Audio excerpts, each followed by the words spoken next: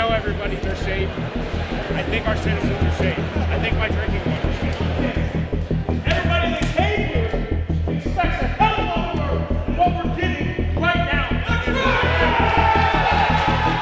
We're at the town hall meeting here in East Palestine, where hundreds, if not thousands, of residents have gathered to ask their questions. They've basically forced the mayor into having this targeted town hall. Many people outside of 1 mile radius are being affected by this and not getting help because we're not in 1 mile radius. It's been almost 2 weeks since a freight train derailed in this small Ohio town, spilling hazardous chemicals and igniting a fire that burned for days. This is the first time officials are directly addressing residents about what happened. Norfolk Southern, the company that owns the train, was supposed to be here too, but at the last minute, they bailed. There was reports that they were scared for their safety before they got here. There's police everywhere. Why? We're scared too. Why can't we get in? I will get your question. We will respond to you. I will ask that question on your behalf.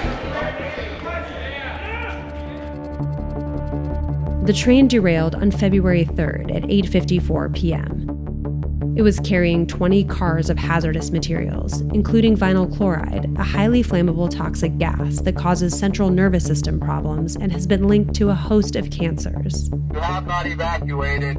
Please leave the area.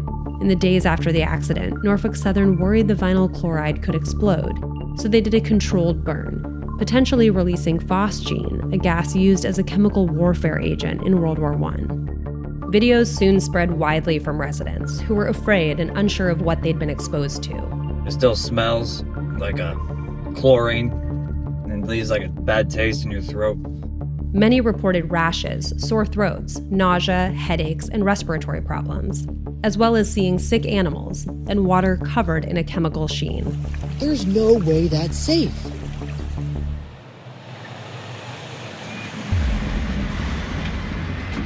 It stinks in here. Oh my God. I noticed the smell right away. I can smell a cleaner smell.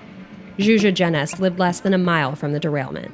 This is the first time she's been back home to let independent contractors hired by Norfolk Southern test the air for any harmful chemicals still lingering. The company has been working with the EPA to run these tests and has cleared over 550 homes in the area. It smells like a chemical concoction in here. I'm literally dizzy. We'll go outside. Okay. Oh, I would not come back in here. Mm-mm. Not like this.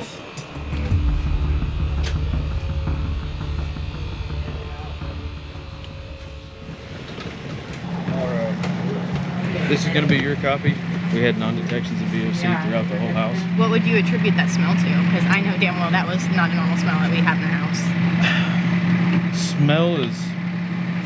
I'm not sure exactly what it could be. A lot of homes are different. Even though her home was deemed safe, Jenes plans to keep staying at a hotel 20 miles outside of town, where she brought her 9-year-old son Maddox after the night of the accident. About 3 in the morning, I thought I was losing my mind. I thought I started smelling something. I started getting a pretty bad headache. I started getting really dizzy.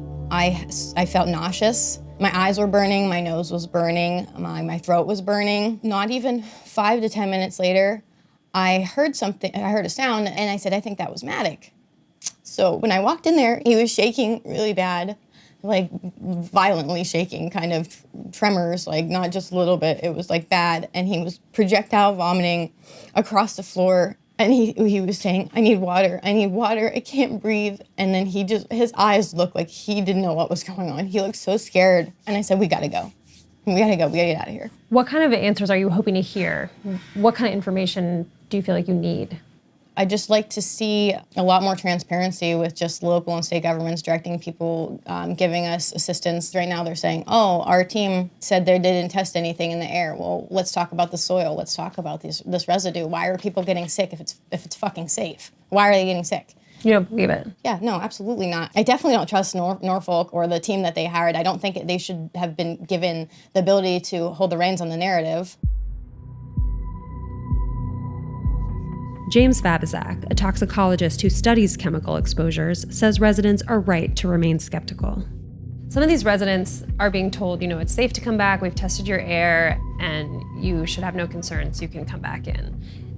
Some of them are distrustful of that information. Right. That's an obvious distrust.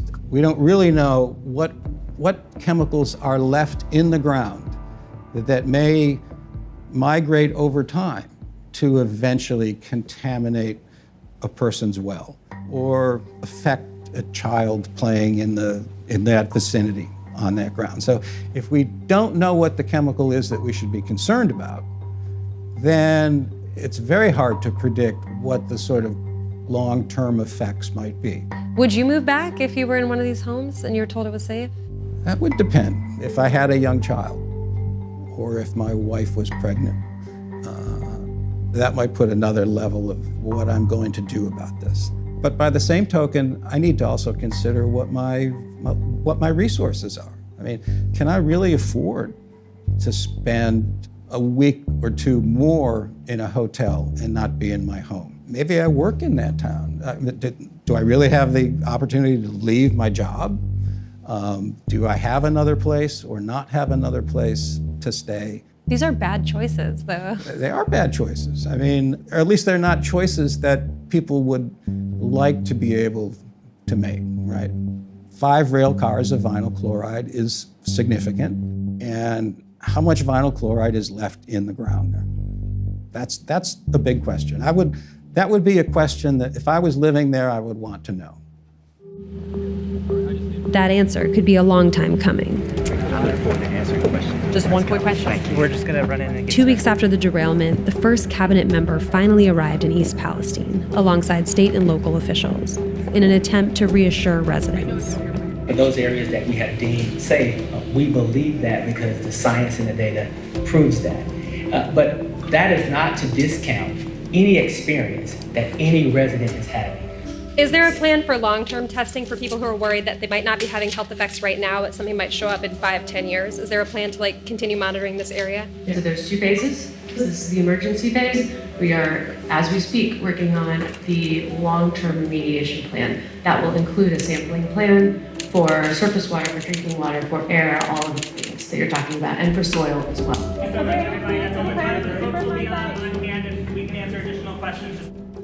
The wreck in East Palestine was just one of more than 1,000 derailments that happen every year.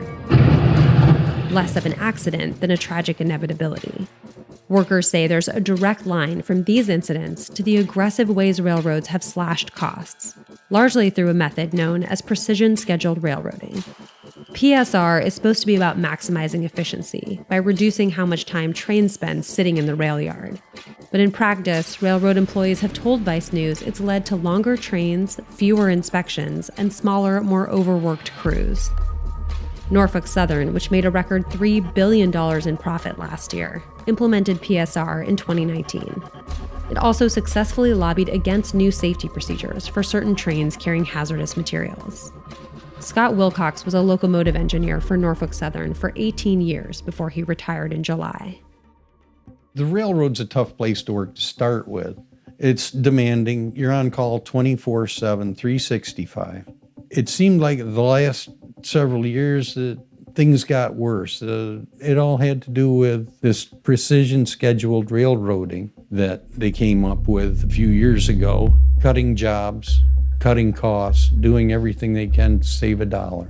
How did you feel like it changed the environment?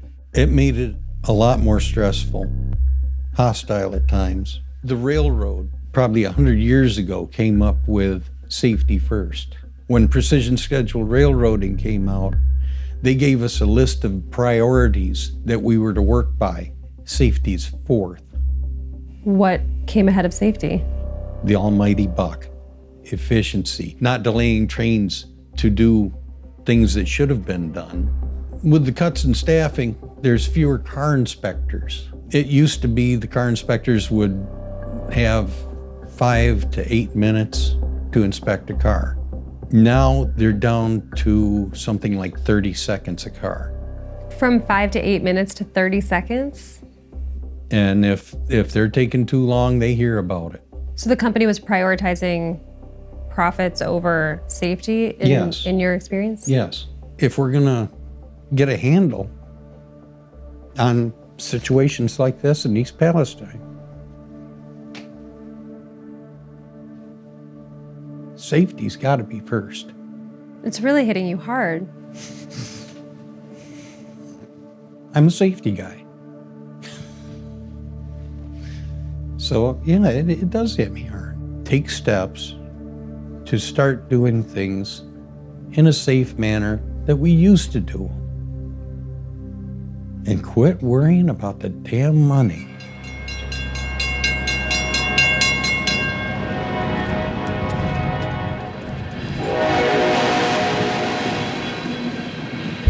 Norfolk Southern told Vice News it's invested hundreds of millions of dollars in new technology to improve rail safety.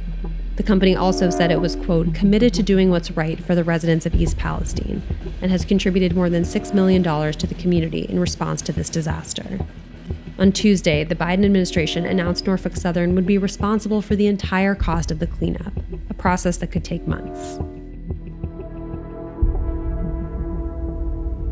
Time and money are tight, but I don't feel safe to go back. I don't even know where to go. You won't go back to that house. I would never sleep at night knowing that it could be worse because I made it worse because I brought him back there. I want him to have a normal life. I don't want to keep being involved of like wondering, is it safe to stand in this rain right now? Can I let him splash in that puddle? Like, I don't want to have to be questioning everything every day.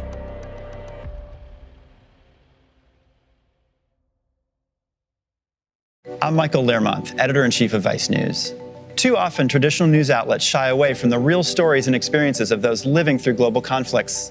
Not Vice News. Our reporters are on the ground, fearlessly covering the human stories that shape our world. You and millions of others can continue to read, watch, and listen to Vice News for free. But we hope you'll consider making a one-time or ongoing contribution of any size at vice.com/contribute. Every contribution, no matter how big or small, helps support the journalism Vice News brings to you every day. Thank you.